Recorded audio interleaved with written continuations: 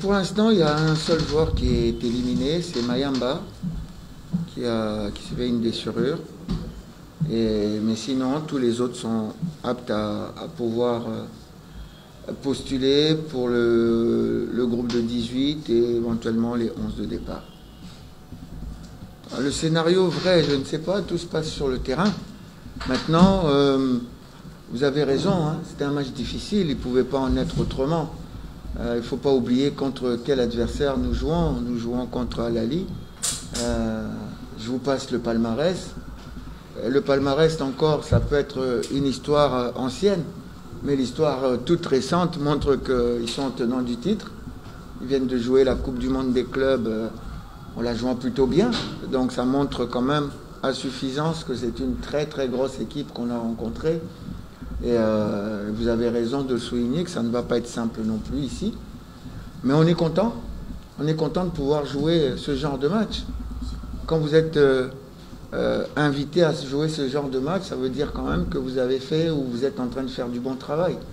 Donc je suis plutôt content de pouvoir jouer ce genre de match. Je suis vraiment content pour mes joueurs de pouvoir emmagasiner autant d'expérience.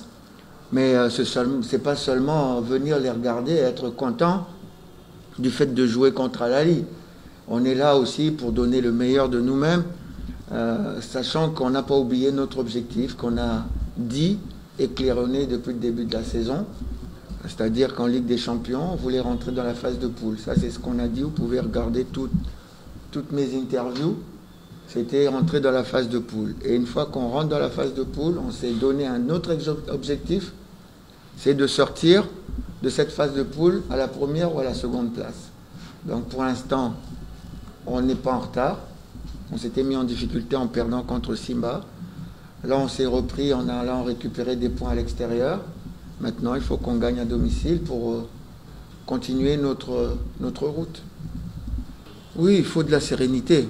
Il faut de la sérénité parce que quand vous paniquez face à cette équipe, vous perdez vos moyens. Donc on est en train de progresser. Je dis encore une fois que cette équipe de Al Ahly est bien en place depuis longtemps.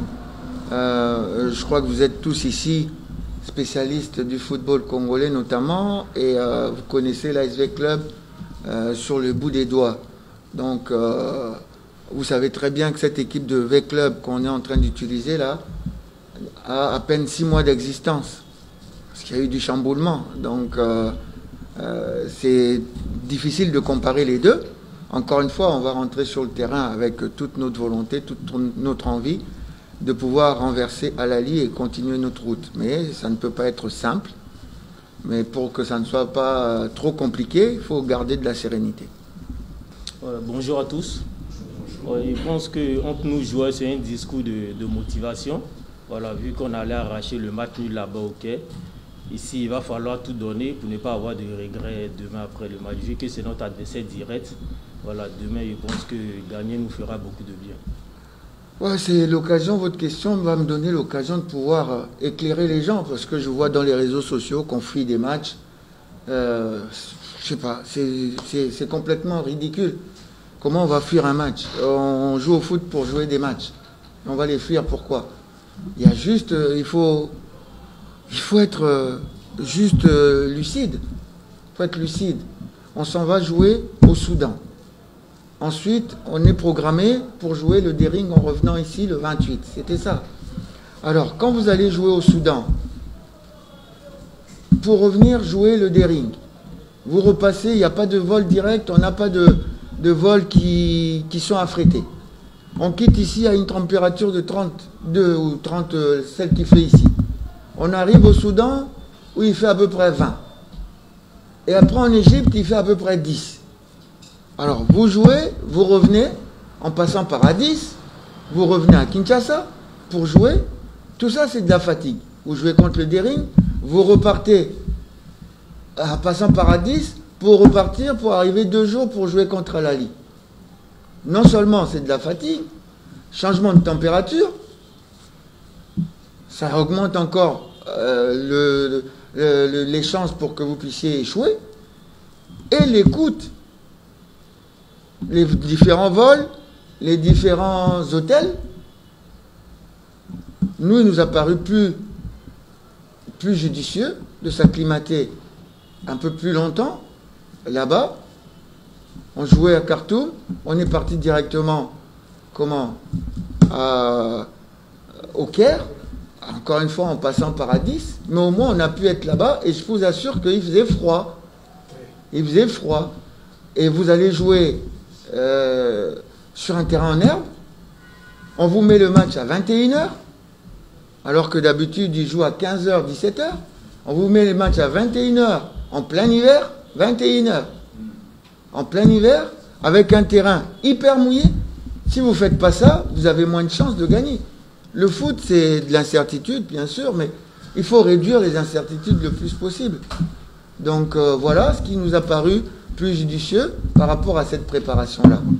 Ensuite, au retour ici, c'était prévu, on joue là-bas le 6, c'était prévu qu'on joue le 10 à Kindu. Alors le retour ici, on arrive le 8, pour aller jouer à Kindu, j'ai oublié les différents examens Covid. Pour aller jouer à Kindu le 10, c'était impossible. Sachant que pour aller à Kindu, il y a 2 vols dans la semaine. Donc c'était pas faisable. On nous arrête, on nous enlève le match de Kindu. On nous programme le Dering, c'est pas Rangers. À partir du Soudan, on nous programme le Dering le 12. On dit ok, il n'y a pas de problème. Et regardez s'il n'y a pas la possibilité qu'on puisse jouer le 11. Comme ça, ça nous laisse une marge de préparation un peu plus grande pour jouer contre Al-Ahly. On n'a pas de réponse, le match est enlevé. Vous me parlez de Rangers, mais avant ça, nous, on a dit Blessing, on nous a dit Blessing, sans une communication officielle. Ensuite, on nous dit c'est Rangers. Et ça a changé du jour au lendemain. Je crois qu'il y a eu des changements de programme. C'était le 8 et après le 9. Mais ce n'est pas du fait de V-Club. V-Club n'a rien demandé. Moi, j'aurais préféré jouer. Donc, il faut arrêter de dire que V-Club est en train de fuir des matchs. Fuir quel match? Quel match on va fuir? Donc c'est vrai que c'était mieux de jouer. Ça, on aurait été beaucoup plus en jambes. Donc, la preuve, on s'est rabattu sur des matchs amicaux. Donc, on aurait vraiment préféré jouer un match officiel que de jouer un match amical. À cet effet, je remercie le président de MK qui nous a offert une belle confrontation, qui nous a permis aussi de nous mettre en route. Donc voilà. On ne peut pas dire complètement, mais je crois que vous connaissez, c'est ce que je dis, hein, vous connaissez V-Club de toutes ces années. Vous savez bien qu'on est bien meilleur en deuxième partie de championnat qu'en première partie, parce qu'on cherche un équilibre qui va être à nouveau rompu à la fin de la saison. Il faudra encore chercher jusqu'à ce qu'on trouve notre propre équilibre dans notre fonctionnement. Mais sinon, c'est comme ça. Donc, c'est en train de commencer à prendre, comme on a pu travailler bien plus au calme quand on était à l'extérieur. Moi, j'ai senti une vraie progression dans mon groupe avec le travail qu'on a pu faire à l'extérieur, parce qu'on est beaucoup plus au calme pour travailler, et jusqu'à ce qu'on puisse intégrer à nouveau notre centre à Kimbondo. Tant qu'on ne sera pas là-bas, notre progression sera un peu plus ralentie. Donc voilà, on la veut, hein. On la veut, cette victoire. Donc la stratégie, je ne vais pas vous la dévoiler ici. Et puis les choses changent aussi en cours de route. Donc on peut adopter une stratégie au départ et puis changer en cours de route en fonction de l'adversaire. On a joué en Égypte, on a travaillé d'une certaine façon, et c'est vrai qu'Al-Ahly nous a imposé un style, on a dû répondre. Les joueurs ont été courageux, Omosola a été grandiose, mais on n'a pas été que ça.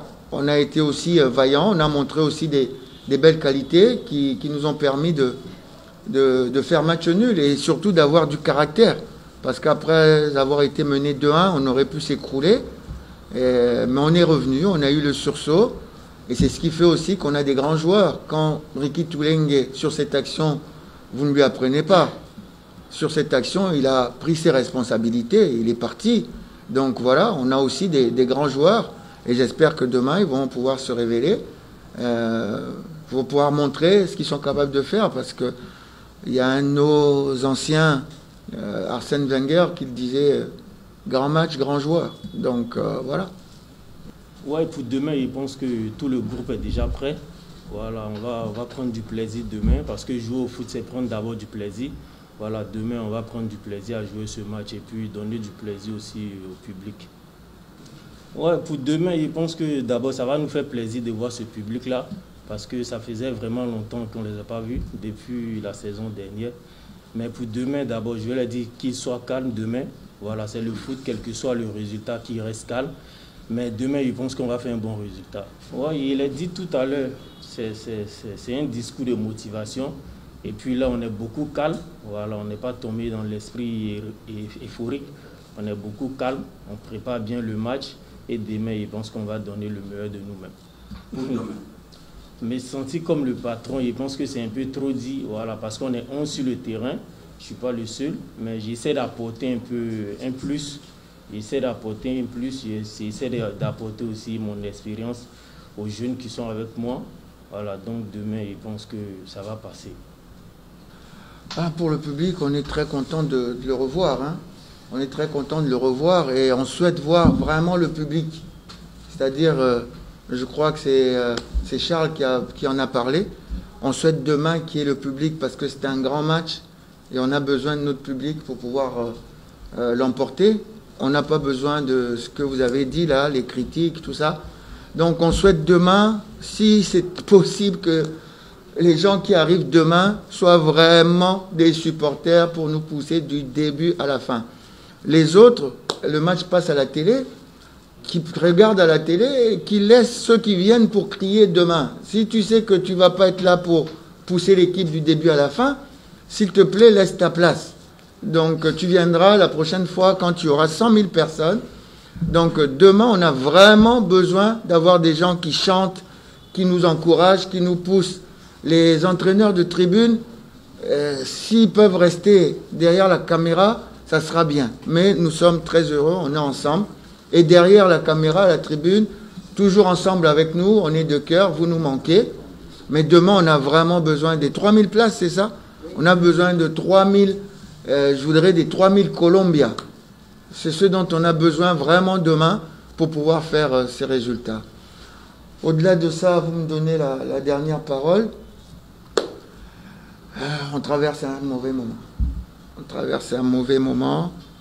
Je crois qu'Enoch nous a présenté les condoléances, mais les condoléances vont pour nous et pour vous aussi. Bon, c'est bon, j'arrête.